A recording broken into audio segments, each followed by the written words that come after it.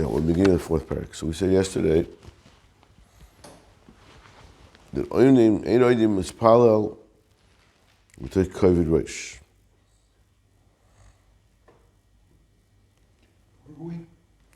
Lamed Ahron Beis, towards the bottom. I'll start from Amar Rav Ada Parmasna Amar Rabba. The Mokum Gila, where there's joy, Sham Tevi Ada. That's where there's trembling. That's where there's fear.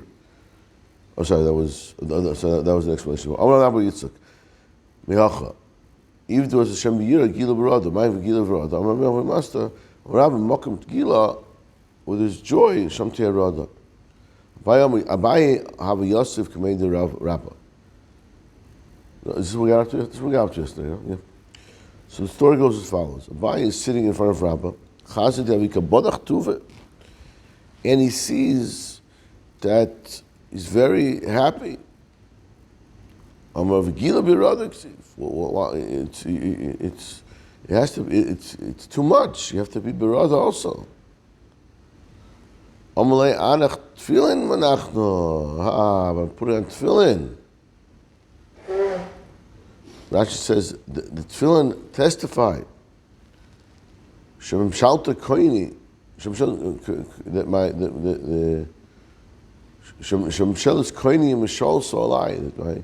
That my Creator is ruling over me.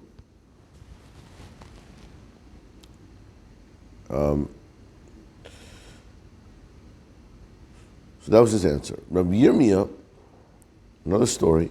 Rabbi Yosef Kamed Rabbi Zera. He's very happy. Amalei, v'chol etziv. Yeah, Moiser. It says in the pasuk that what in the second to bottom line? Pardon? Second to last line on the page. So it says, Shlomo Melech says, "B'chol etzev yeh moiser," and in Rosh Yeshiva achla mechsar. In other words,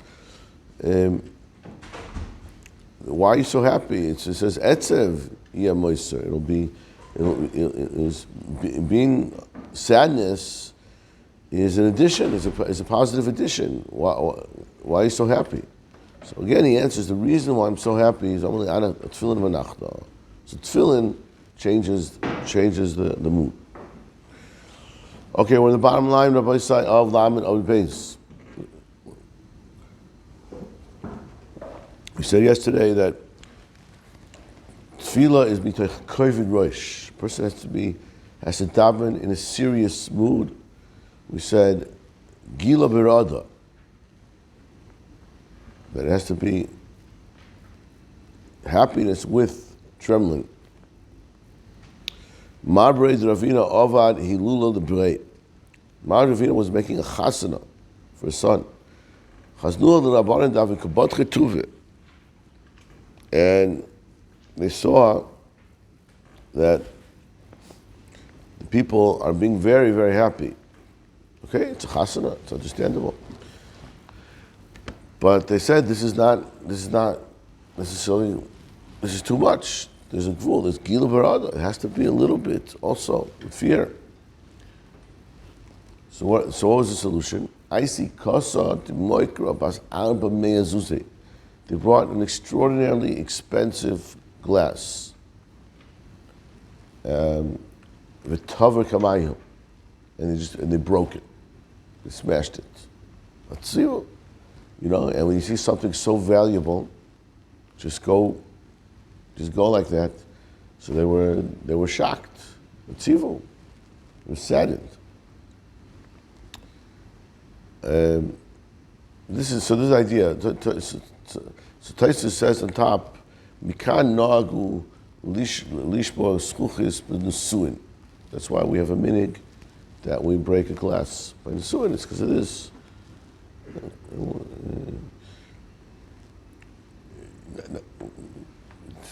In order to control the happiness and joy at a wedding. Ravashi Avdi Lulu Lebrei Chazin Rabbanim Again, same thing. The two happy. Isaac to Zugisa Chiyuta, you do a very rare, expensive glass. The Tavra Kamaya Vatzifu, same thing. Amud Rabbanan, Rav Nuna, Zuti. Milula de Mar Braid Ravina, when you have the wedding, you should Lishri Lan Mar. You should sing. Amlahu Voilan de Misnan, Voilan de Misnan. What should you sing? You should sing, woe to the one who's going to die, who's going to die. Again, it's the same concept. They're trying to tone down the excitement a little bit and keep the kovid reish. So Amrulei Ane Ma Neni Basrach. So he says to him, what can we say after that? Amrulei Hey Torah Vei Mitzvah the Migdo Alat.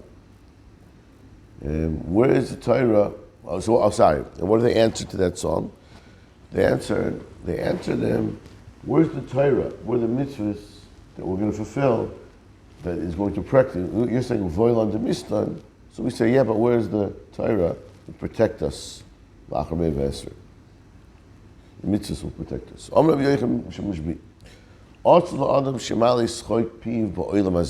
Again, we see this. A person should not fill his mouth with laughter in this world.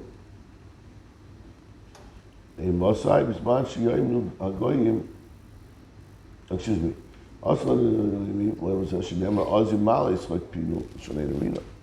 When will we fill our mouths with laughter?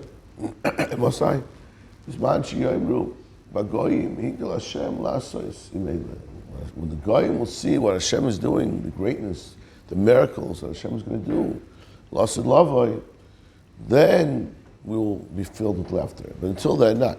Amar Lav, if he never fully filled his mouth with laughter, when he heard this Memra from Rabbi Yechanan, this Rebbe. There's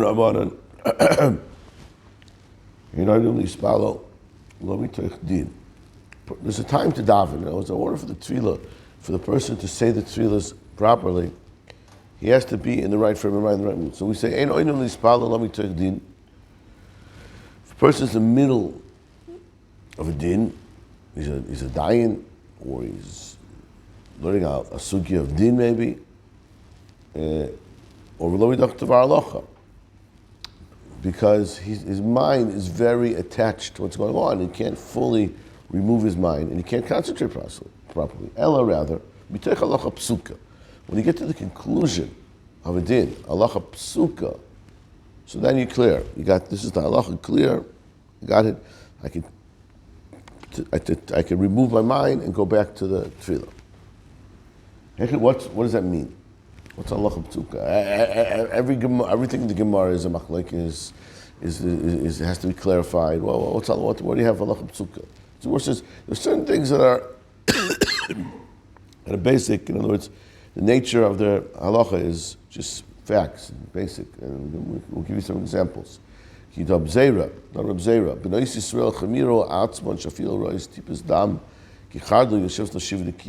Torah says that a woman who sees blood, who's a zava, she has blood flowing, so she has to be tamei 7 days.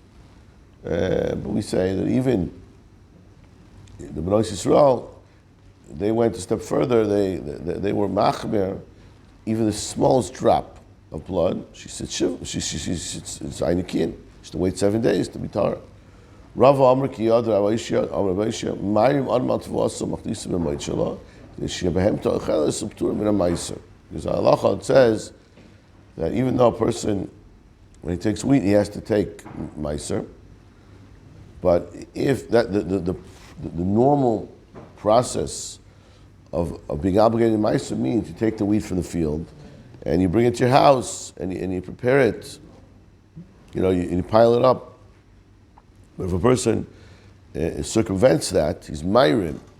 He finds a loophole here, and he So the step one is you have to process the wheat. You take off the shaft and the psilis, but if he just brings it straight into his house with the psilis, with the mites, sorry, there's no chiyuv meiser. So he circumvents with that the chiyuv meiser, puturim and a meiser. Iboy say another example. A make his damim is kachim also bana umoilin boy. That if you remove blood from kachim, you cannot use that blood for anything. You can't use it for fertilizer or whatever. It's me'ilah. So in other words, these are just examples of what's called halacha psuka. So a person should just learn halacha psuka, a simple halacha. You learn halacha mishnah berurah, halacha psuka, and then go daven. Not if he's in the middle of a difficult sukkah. So that's one opinion. So we say Rabbanan avdi kemasnisan. Now the Mishnah says a little different. The different says kovid roish. So Rabbanan did like that. And of Ashi, Avik Braisa. Braisa says that you should do halacha psuka. Two slightly different approaches in preparation for tefillah. Zakti more weiter, no weiter. Torah about it. Ain't no lispal lo mitech. Now here we can see a little bit the opposite almost here. A little bit opposite. Ain't no lispal lo mitech atzvus. We don't daven in sadness, lo mitech atzlus, or laziness, lo mitech schoik, or laughter, lo mitech sicha, lo mitech kaus roish. Right? Just stop talking and kaus roish. Lo mitech dvarim betelim. El mitech simcha shel mitzvah. We have to daven b'simcha. We have to daven after doing a simcha, a mitzvah of simcha. That's the time to daven.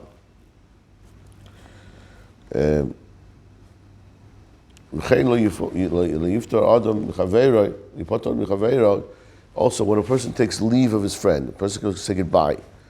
So there's a way to say goodbye. A person wants to take leave of his friend and retain a kesher with his friend. It's lo mitoich sicha, lo mitoich shloik, lo mitoich kaus roish, lo mitoich dvar mitei, lo mitoich dvar halacha. The person leaves with the dvar halacha.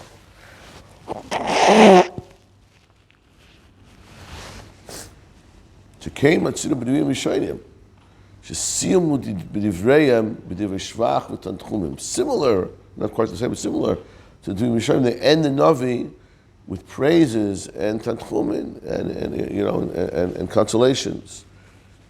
They want to retain the kesher. They don't want to just make it not just stam light speech or something of content. So we say also say dvar halacha. V'chein tana mari b'rei Rav Huna v'yirmi b'Abba ayifto adam chaveiro el mitoich halacha shemitoich kach zochreyu. Not only is it appropriate, but if you leave a person from a dvar halacha, so you'll be able to remember him. Sometimes somebody could leave, you don't see him for 30 years, you forget him. What's his name? I don't remember. I forget about him. He's out of the mind.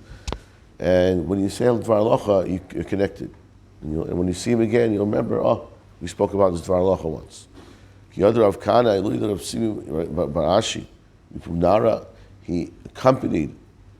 accompanied Rav Simi from Pumnara at Beit Sinusa to Bavel. He went towards him, he left Eretz Yisrael.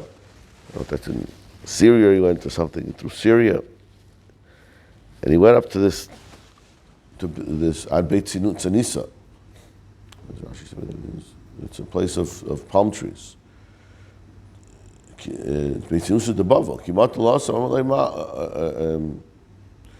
Amalei Mar Vade the Amri Inshi Hani Tzanisa de Bavel is now Ma'adam Arisha. People are going to say that this palm trees in Bavel have been existent since Adam Arisha Van Hashta. Now I remember something Rabbi Yosef Chanina said. What does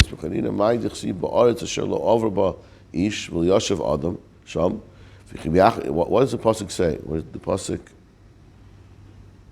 The Navi says. What does the Navi mean here? It's an Eretz. Talking about Bavel.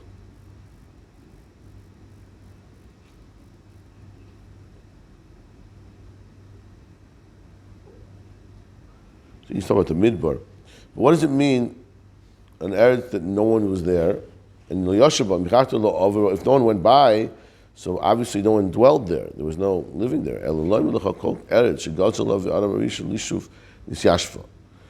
That what determines whether people are going to inhabit someplace, that was determined by Adam Arishon. When he was goyzer liyishuv, so it'll be inhabited.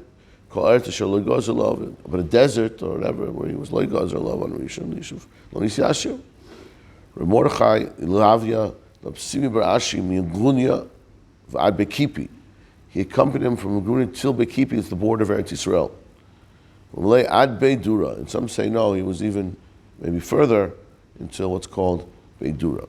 A little more I'll do. A person has to be mechaven, he has to focus his heart to Shemayim. Shalom is similar davar tochid libam. Prepare your heart. Takshiv aznecha, and then your ears should focus. Tanya Amr Rabbi Yehuda kachan yom kiva. She was spelling with tzibur yimekatzer v'oilam there. Torah tzibur. When he was davening with the tzibur, he would go a little faster because Torah tzibur. She was spelling by Novein Atzmo. He would manicha b'zavizu. He was so involved, engrossed in his tefillah. They would find him in one corner. He'd start in one corner. When he'd bow down, he would like jump around. He would bow and jump up and bow. He was completely absorbed in his tefillahs. I'll do a little more. You're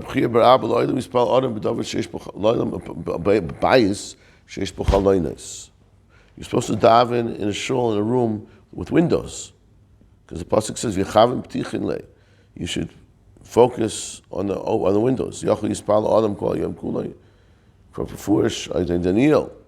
a different point. How can a person daven all day? You know what? I'll daven Shachris a few times, Mincha a few times. So it says no. We said, logically yes, but practically, the Navi says, V'zimnin tlasa, 3 times. Yachal b'shabah l'goyla hukla. Maybe that's because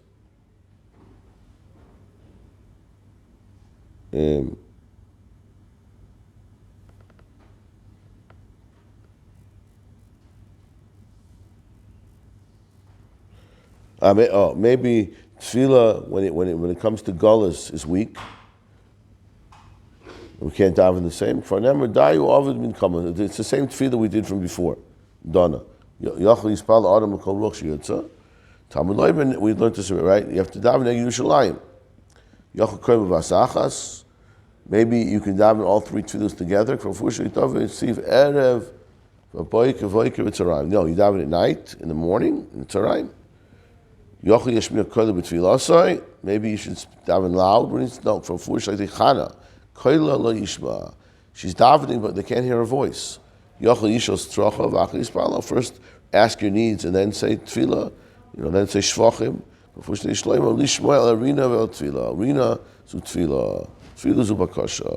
So first, a person praises Hashem, and then he asks for what he needs.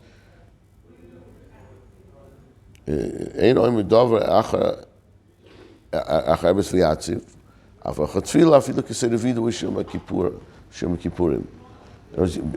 V'Yatziv, you don't say. You have to first say tefillas. You first say shvachim. Afterwards, you can say even vidui. I feel you can any bakash you want, even just doing vidui. Even though